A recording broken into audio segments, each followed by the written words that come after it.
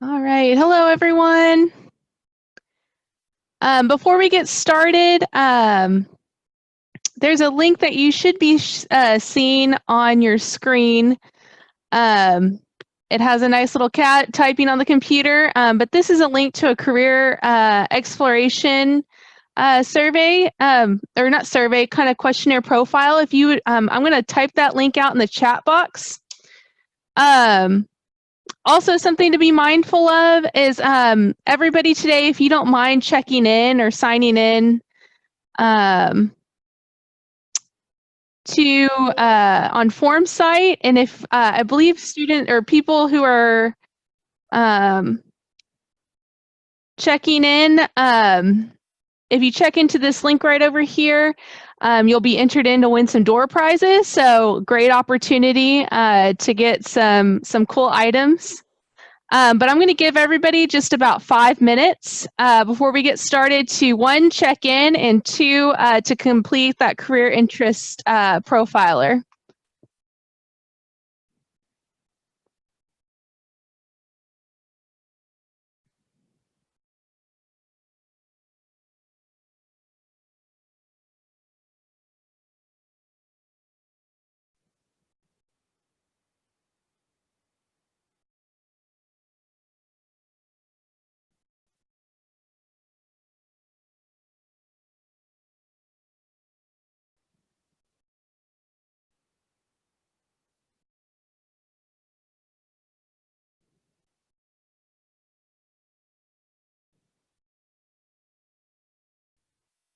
For those that just got admitted into the room, before we get started, we're going to get started here in just a couple of minutes. But one, I wanted to give everybody an opportunity to complete the career interest profiler. That's the link that you see on the screen.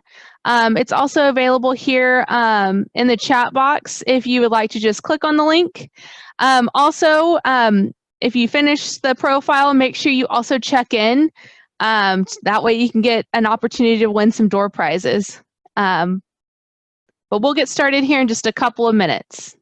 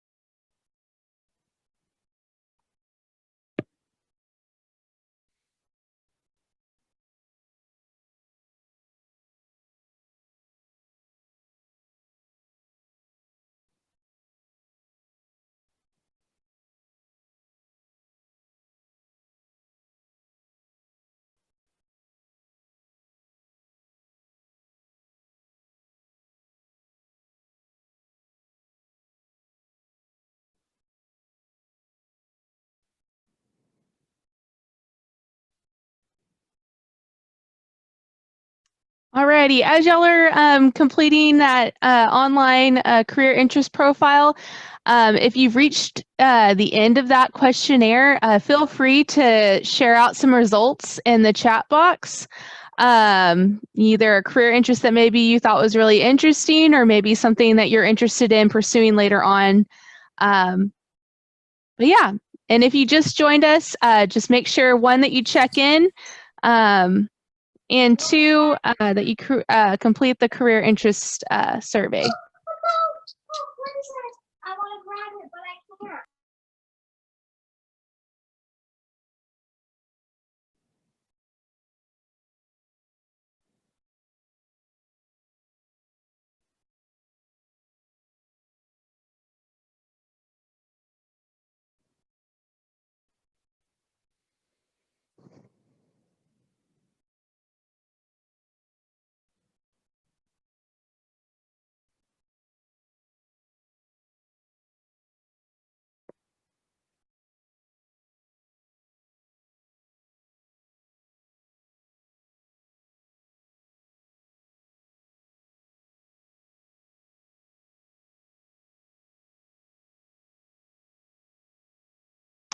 Awesome.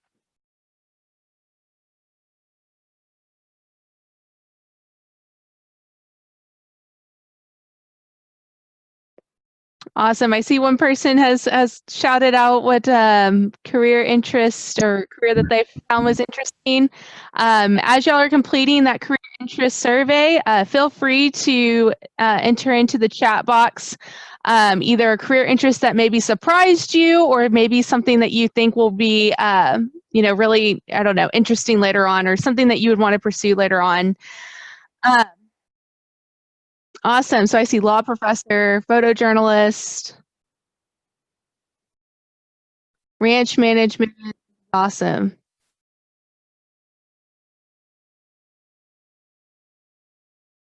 Oops. Here, let me send that link just one more time for you guys.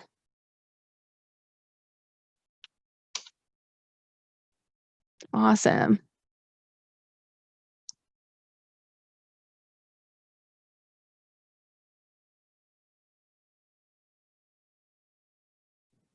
Perfect. All right, cool. Y'all are shouting out some great potential careers. As y'all are doing that, still feel free to utilize the chat box to kind of shout out those careers as you're finishing that career interest survey.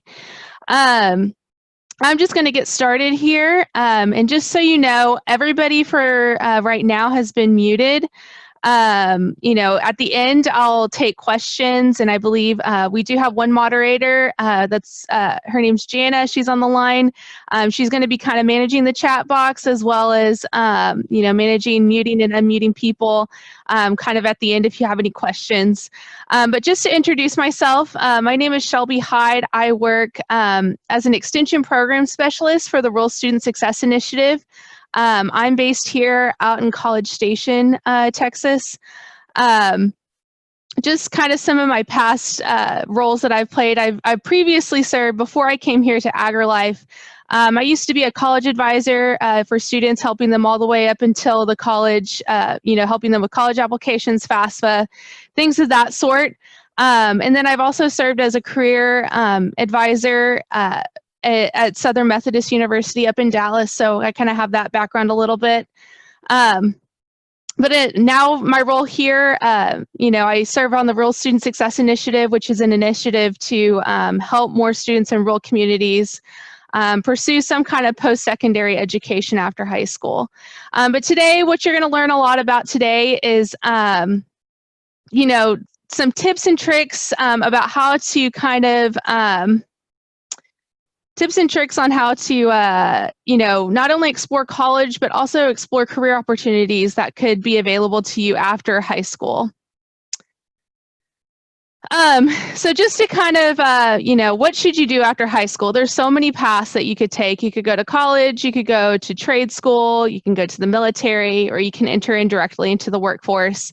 One thing that I should note is that college today can mean almost anything. That can mean a 4-year degree, a 2-year certificate, or an associate's degree. But some tips that I've always shared with my students or my former students that I used to work with is when they're trying to consider what they're doing after high school is, one, I always say, choose a career or a major in college that you really like to do. I can't tell you how many times I've advised students in the past. I can't tell you how many times I've advised students in the past, on a particular career path, and they're only doing it for the money.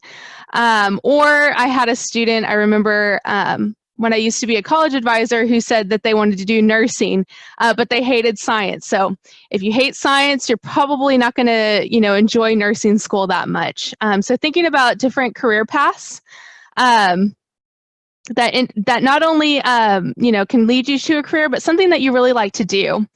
Number two, if you don't really know what you want to do, maybe choose a career that aligns with your values. For example, maybe you want to help others, or you want to have a good work-life balance. You want to be able to be home on the weekends. Think about different careers that provide you those opportunities. And tip number three is always, always, always research different career opportunities that you might be interested in. And maybe even talk to others, either in your family or in your community, and ask them, what did they like the most about their career? Kind of doing some research in that way. So what if you're not sure what to do after high school? So these are just some tips that I would always help or tell students that they should consider when they're not sure about what to do after high school. One, think about subjects that you like in school. Do you really love math? Maybe look at a career that involves a lot of math. Or for myself, I really loved history. So I tried to pursue a degree in college that had to do with history. Or maybe you hate school. If you hate school, maybe it's good to think about a career that requires less education. Like I said before, college these days can mean almost anything. It could mean a 2-year degree or a technical or certificate, and we'll go over that just a little bit later in the presentation. Or are you a person that really doesn't like to sit still? I always use my husband as an example. My husband is one of those people that really has a hard time sitting still. So in his career, he's never at a desk. He's always walking around. He's always hands-on. Choose a career that has those qualities. Or just think about what you have to wear to work every day. Are you somebody that wouldn't mind wearing a suit every day? Or do you want to, go to a job where you can wear jeans and a t-shirt? There's different careers that offer those kind of opportunities. And kind of like I mentioned on the last slide, one thing that I would always consider or always encourage students to do is conduct what I would call informational interviews. So what does that mean? It means that you go out, either, you interview your parents or you interview friends or people in the community that that maybe has a career that interests you, and ask them, what's the good and the bad? What do you like about this job? What do you hate about this job? And things of that sort. All right.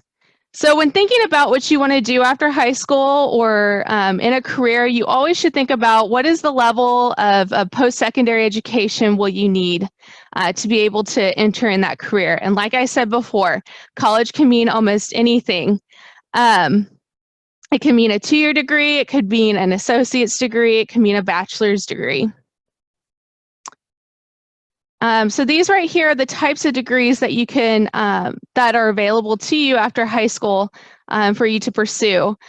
So if you look at this first degree option right here, is a certificate. So typically these degrees take about a year to a year and a half to complete. You also have an associate's degree. That usually takes about 2 years to complete. Bachelor's degree, which takes that's traditionally what most people think about when they think about going to college, is earning your bachelor's degree, which is a 4-year degree. And then if you look at master's, professional, and doctorate degrees, these would be degrees that you would earn after you have pursued a bachelor's degree.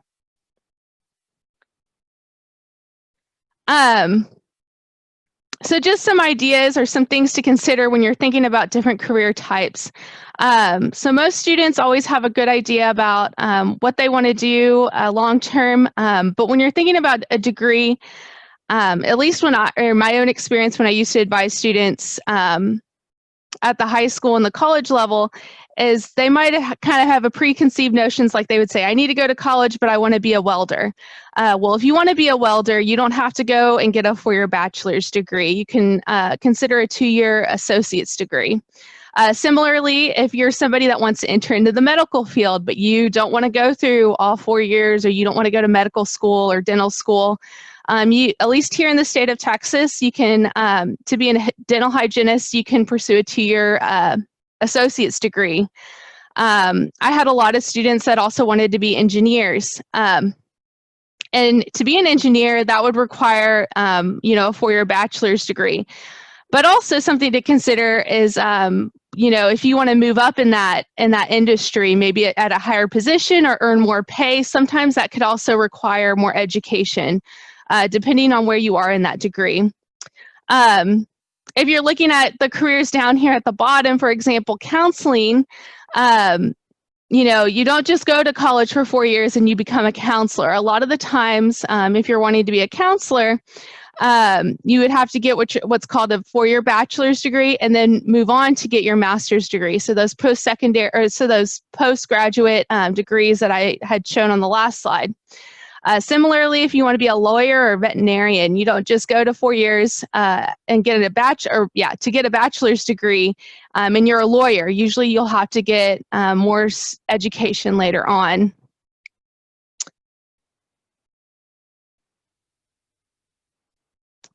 All right, so if you are considering college, or if college is, any type of college or career that you might be interested in, here are some things that you should consider when thinking about what college you should enroll in. So one, does that school have your desired choice of major? I advise several students that would say, I want to go to Texas State and be X or major in this subject, but Texas State didn't have that subject.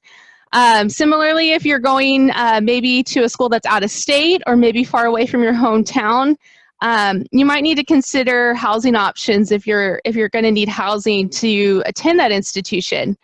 Also, in terms of that, where is the institution located?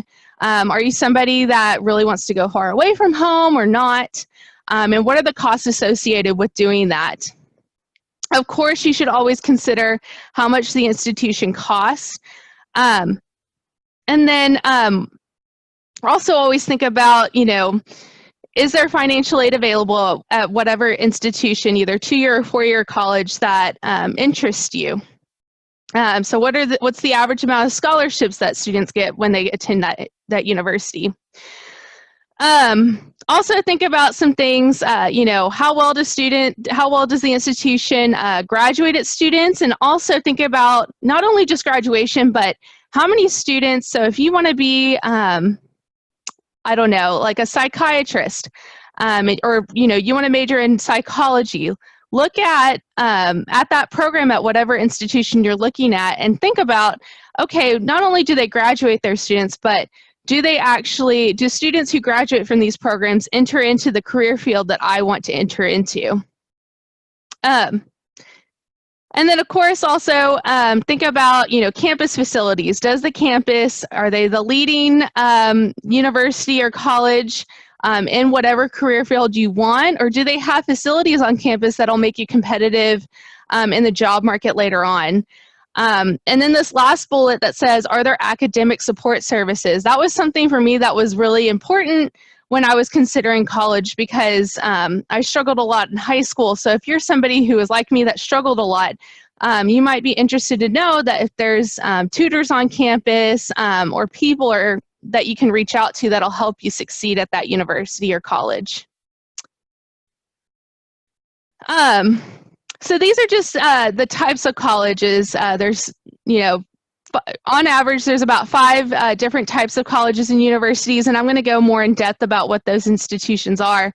But like I said before, college is no longer just a 4-year degree. It can be more than that, or it can be, whatever you make of it, depending on what career field that you want to pursue. So this first type of college, technical or vocational school, usually, that first slide that I showed you about the types of degrees that you could earn, most of the time if you're looking to enter into a degree or a career field such as welding, or I think lineman's another one, usually you're going to, want to go to a technical or vocational school. Typically at these institutions, it takes about 1 to 2 years to complete a credential or degree. Students enrolling in these programs, like I said, they're taking, courses that directly align to whatever job that they're looking at. So they're not taking, your maths, your sciences, your history that you're taking in school currently. They're taking more technical and hands-on courses that'll help them be able to pursue that job later on. Also, just something to be mindful of, if you're wanting to go to one of these institutions, maybe you wanted to pursue an associate's in dental hygiene, but maybe later on you want to be a dentist. Sometimes because these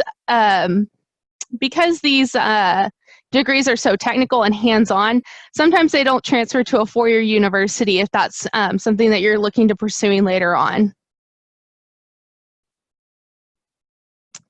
All right, the next type of college is community college. Typically, these institutions will award either 2-year associate's degrees, and they also, like technical and vocational colleges, they also offer those degree options as well, depending on the school. These institutions are open access, meaning that if you apply to these institutions, they're going to admit you no matter what your grade is, your high school grades are, or your SAT scores are. A lot of people go to these institutions, not only for the technical certificates, but if there's somebody that's looking to move on to either a four-year university, they'll take courses at these institutions that'll transfer on later on.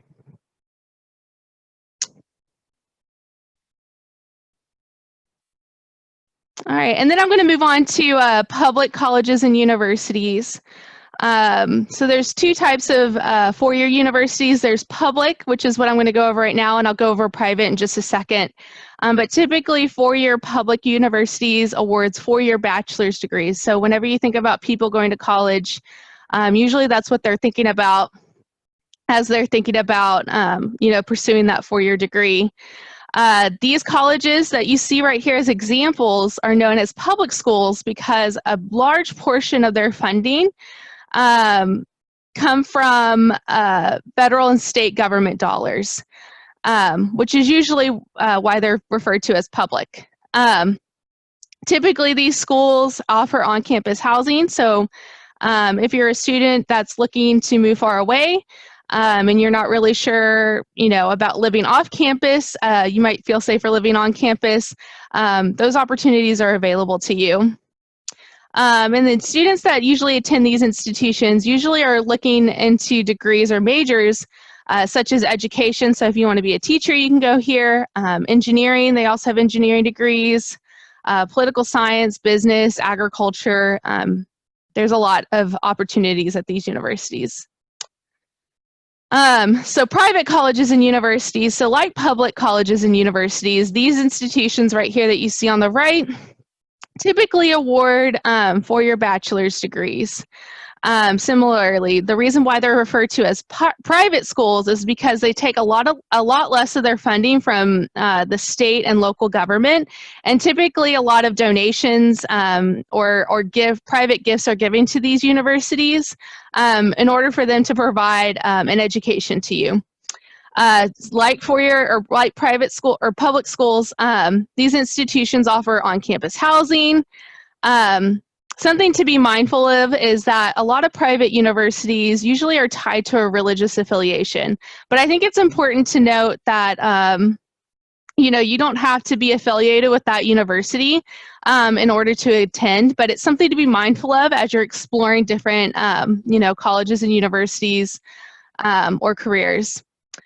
Same thing, students who come to these universities usually are enrolled, are taking coursework that leads to a degree in education or engineering, political science, agriculture, and business, and more.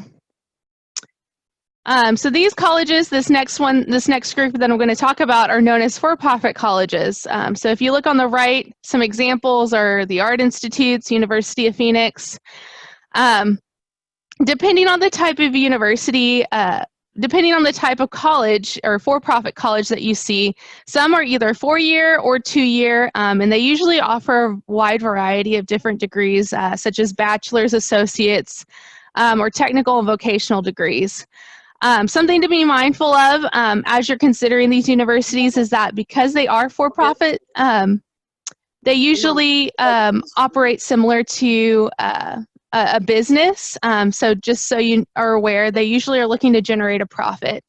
A lot of the times these universities don't offer extracurricular activities. And sometimes depending on, so like I said, with the technical and vocational degrees, it could be a risky investment just because their courses are a little bit different, so they might not transfer if that's something you're looking to do later on. So if you're thinking about your career and you're thinking about what type of education you want to pursue, you might be asking, well, what kind of institution do I enroll in? There's so many options, right? Well, it's going to depend on the student and where you want to go and what you want to do. Kind of what I mentioned in the beginning. There's several different factors that could be, or there's several different options that you can pursue and consider after high school. Something that I always encourage students to think about, especially when they're considering researching, applying to different colleges, universities, or even careers, is identify, I'm a big person that likes a plan A, a plan B, and a plan C option, right? So for myself, when I was applying to school, I looked at 10 different colleges and universities by researching them on the internet and through other sources. And then after researching those 10 different colleges and universities and kind of identifying more about what I wanted to do after high school, I applied to at least 4 to 8 colleges after that consideration. So I had what's called my reach school, the school that is my dream school, but I might not have the academic qualifications to get into that school, so it's kind of a risky chance, For me, that was Texas A&M, and then I have my target school, so a school that I know for sure I can get into based on my grades. I know that I can pay for based on my finances. But just in case, if something were to happen with those target schools, or I don't get accepted into my reach school, I have a safety school. And a lot of the students that I advised, as well as myself, usually that will be either a college that's near my hometown, or a community college, or a college that'll get me to where I want to be later on. So I'm going to have a pop quiz real quick, and I encourage you all to use the chat box to answer this, and no answer is a wrong answer. But in your eyes, what type of college or what type of university is considered the most expensive in your view? Is it a 4-year private college or university, a 2-year community college or junior college, a 4-year public university, a technical or vocational college, or am I asked, or for-profit colleges or universities, or is this a trick question? All right, we're seeing some great responses come in. All right, some are saying private school, or a lot are saying private school. Okay. All right. So I hate to inform you all, but this is actually a trick question. I'm going to go over this just a little bit. But depending on who you are and your personal choices and the or what major you're wanting to go to, the cost of college could vary very differently. So something to be mindful of, there's 2 different prices that you should pay attention to when considering a college or a university. One is the sticker price. So the sticker price is when so for example, if you were to Google Texas State University or Southern Methodist University and look at the cost of attendance, that is the sticker price that is advertised on their website. And usually what the sticker price offers is that this price factors in different costs that are going to vary depending on student to student. And I'll show you an example on the next slide, but for example, it'll have things like room and board costs, it'll have house or meal plan preferences. The net price is the price that you should consider whenever you're thinking about a university. So this is the price, this is going to be the actual price that you have to pay if you have to attend a college or university. And that is the price that you will pay after all financial aid and scholarships have been applied to your student account.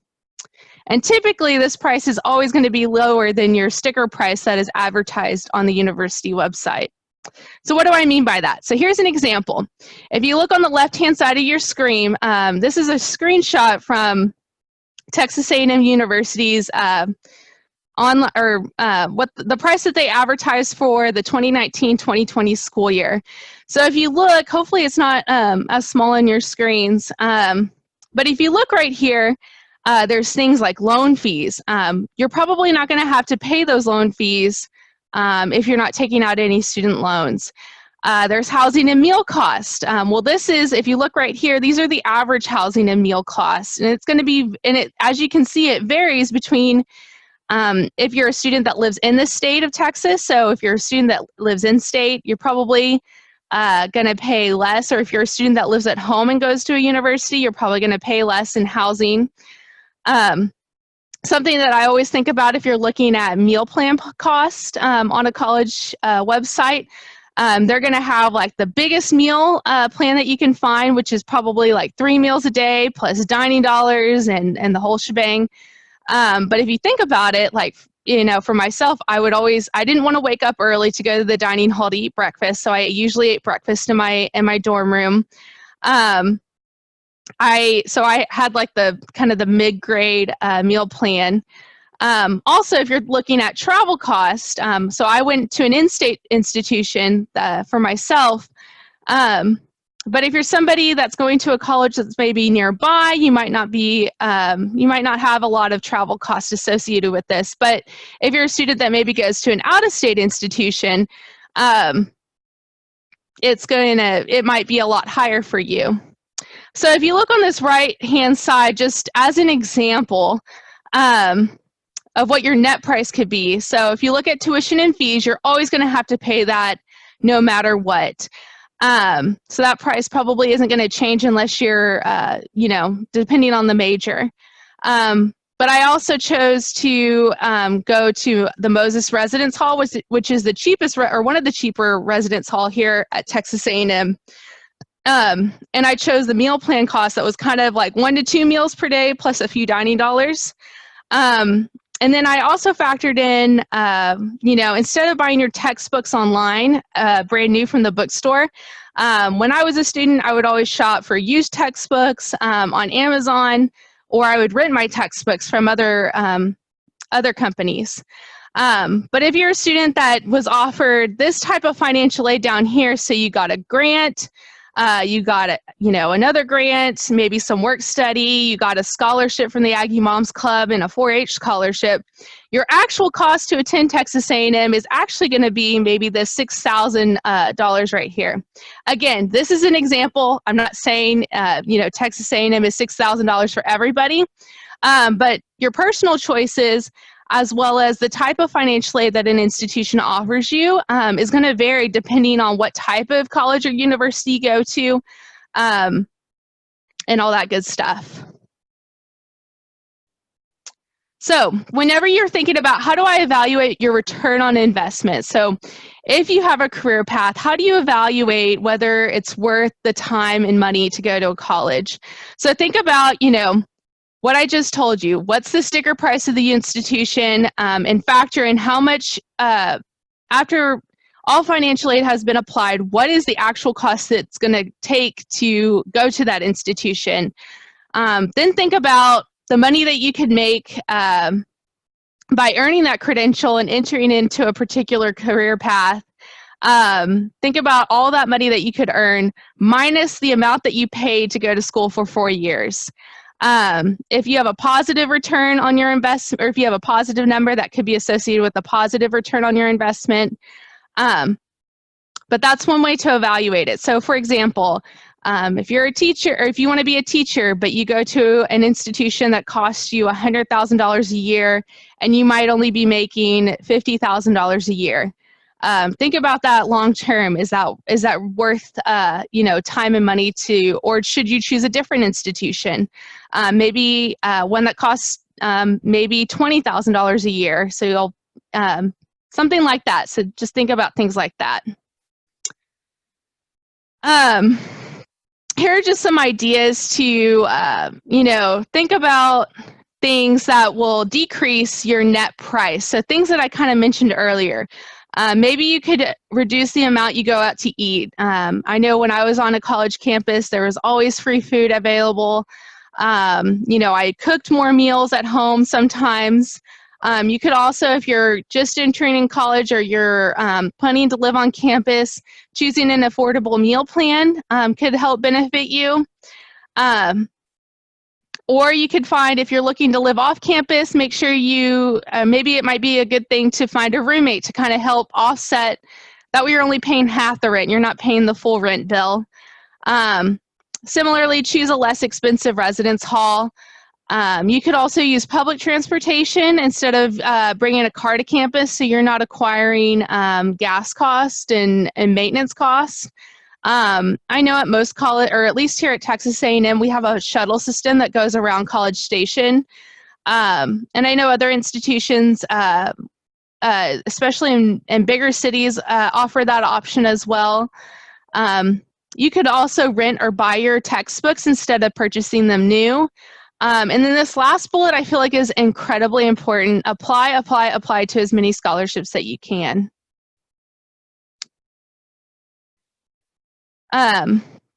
So looking at the economic return on your investment is always great. So there's economic, which meaning, you know, earning more money. That's usually the primary motive for most people that want to go to college. So this is a graph that was produced by a research study that really showed that the more education that you receive beyond a high school diploma is usually going to increase your lifelong earnings over time. Now, does that mean that it's going to increase, you know, you just go to college and automatically you're going to earn, you know, $2.3 million over your lifetime? Yes, or not yes, it depends. So it's going to depend on what career path you go into. It's going to depend on what college you go to, and evaluating that return on your investment. But there's also, beyond just economic benefits of going to college, there's also a lot of benefits that non-economic or you know, getting more money is not usually, or is not the only benefit that you get when you go to college. Most people, this is something that research studies found, is that one, you're less likely to be unemployed for a very long time. Usually the more education you receive after high school, you're able to think a little bit more critically. A lot of the times, your job, the amount that you like your job is a lot higher, mainly because you chose that job. Civic engagement, you're more likely to be more civically involved, you know, invest in your community, or able to invest in your community. You'll also probably have more access to health insurance after, if you pursue one of these, an education past high school. And you're also more likely, depending on the type of degree that you have, more likely to be promoted over time.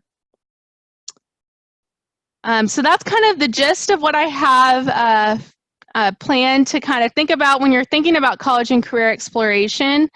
So I'm going to leave the floor open. If you'd like to use the chat box, I'm going to kind of go through maybe some of the questions that were asked during the presentation, or if you have any questions, please feel free to type them out in the chat box.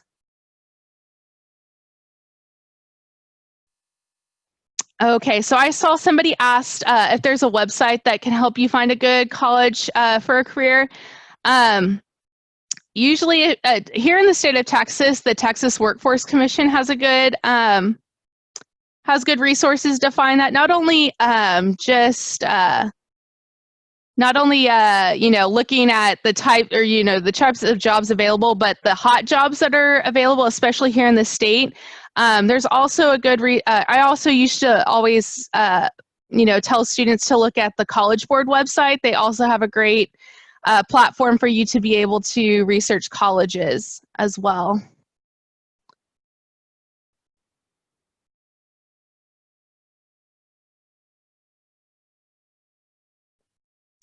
I believe that this PowerPoint, I believe the presentation is being recorded, and I think, I don't know if this PowerPoint will be sent out, but I do know that this presentation is being recorded.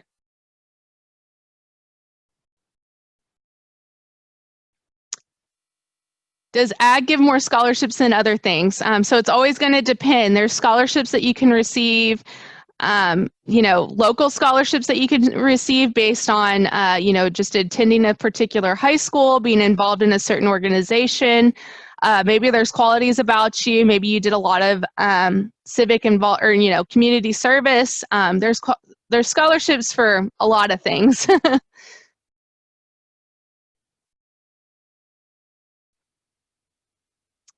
Somebody asked if about dual credit courses carrying over to Texas A&M. I'm just going to talk about this more broadly, not just specifically at Texas A&M, but it's always going to depend. The types of dual credit courses that'll transfer are typically going to depend on what major you are and what college or university you're going to go to. So it's always good to, if you're looking into doing that or considering dual credit options, it's good to look into some of those. Look on a university's website for a degree plan to see how whatever dual credit courses you're taking will factor into that degree plan.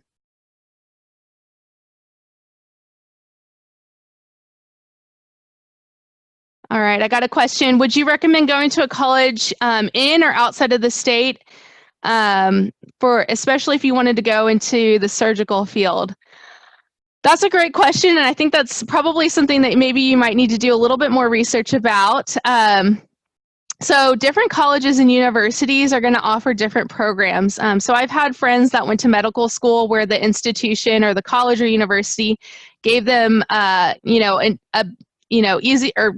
gave them not only admission into the college or that major, but it also helped them prepare for, going to med school. So looking into not only just the college, but the types of opportunities that are available at each college. Somebody asked, what do you do when you've been accepted into multiple colleges? That's a great question. So kind of some of the things that I mentioned before is one, sorry, I just lost my train of thought. If you've been accepted into multiple colleges and universities, kind of what I mentioned about, pursuing a particular career path, look at the programs at each of those colleges. Kind of weigh the pros and cons of enrolling in a particular program. Look at the cost of that college. Also look at career opportunities at that college. So are more students that major in whatever you want to major in, are they going into a particular career path, into a particular career path that you want to pursue? Or what kind of what kind of opportunities are those students seeing after high school graduation? Does Texas A&M offer a marine biology course? That is a great question. Unfortunately, I do not have the answer to that, but I do know that if that's something you're interested in, traveling to the A&M University website is I do know that marine biology is a major that can be selected, but I don't know what kind of courses are available specifically to Texas A&M. Somebody asked, what's a way you can really get your name out there for A&M, especially if you're not doing ag or anything like that? I'm going to just talk about this more broadly, not just for Texas A&M. I'm getting a lot of A&M questions here, guys. But this is just for any college or university. All colleges and universities are first going to look at your grades and your test scores first.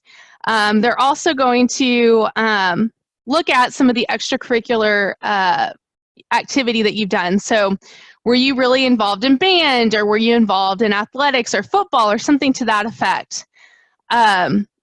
But not so much, I'm not saying go be involved in every extracurricular opportunity out there, but look at, if band's your thing, think about pursuing leadership roles and stuff like that in that. Also, they look at employment. So if you you can't be involved in extracurricular activities, but you have a job, as well as community service that you've done. So doing things like that, not just for Texas A&M, but for any college or university, can help you in the admissions process. So I got a question about, are there bigger and smaller dorms with different prices, and what prices do they range? So I don't, on hand have that information, but yes, they do have dorm rooms that are bigger and smaller. I'm going to speak to kind of when I went to Tarleton State University. There was one dorm that was a lot older that kind of offered one room with a community bathroom. There's also dorm rooms. I had friends that lived in dorm rooms where they kind of had their own private room where they shared a bathroom with another person. But yeah, the prices do range, and it's going to depend a lot on different colleges and universities. What class or degree would you need to be a 4-H agent? So that could be I actually don't know the type of degree that you would need. I think it, again, it would depend on, not only the degree that you get, but also what you do outside of that degree. How, what leadership roles do you take on? I think in general, you'll probably need a 4-year bachelor's degree to be an ag agent. But outside of that degree, also pursuing different opportunities to kind of set, to give you more experience as well, will help you in the job process.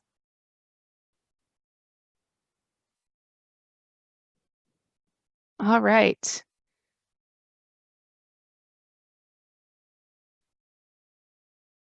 Um, Again, if anybody else has any questions, again, feel free to type them in the chat box.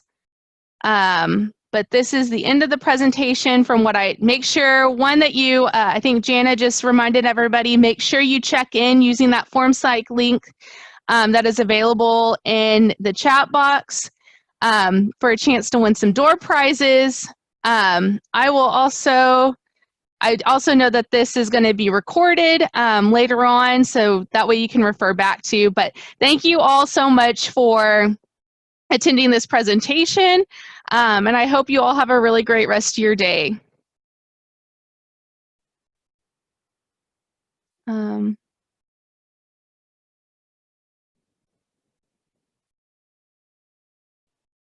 Awesome. Thank you guys so much for attending today.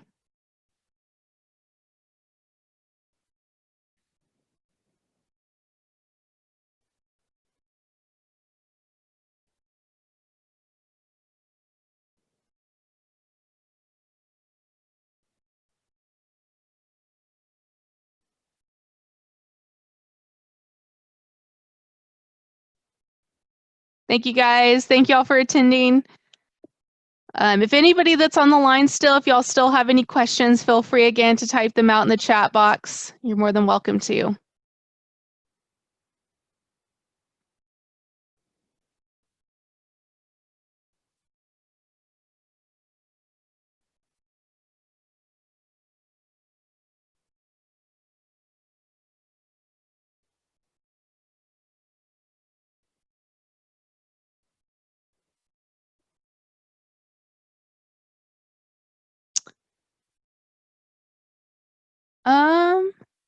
Hi, Kayla. I'm just going to type out my email address here in the chat box for you to be able to contact me if you have any additional questions.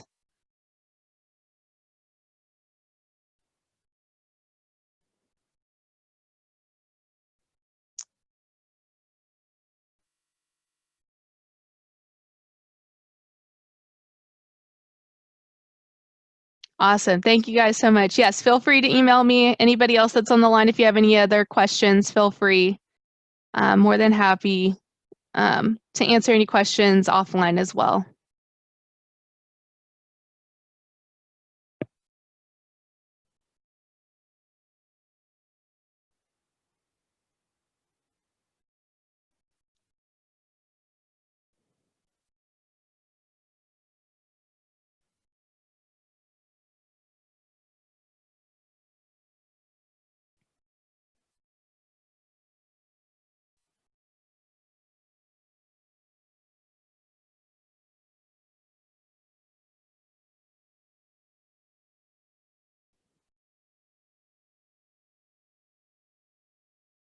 I know there's only a few more participants left, but if you have any questions, feel free to unmute yourself or type them out in the chat box, whichever is okay with me.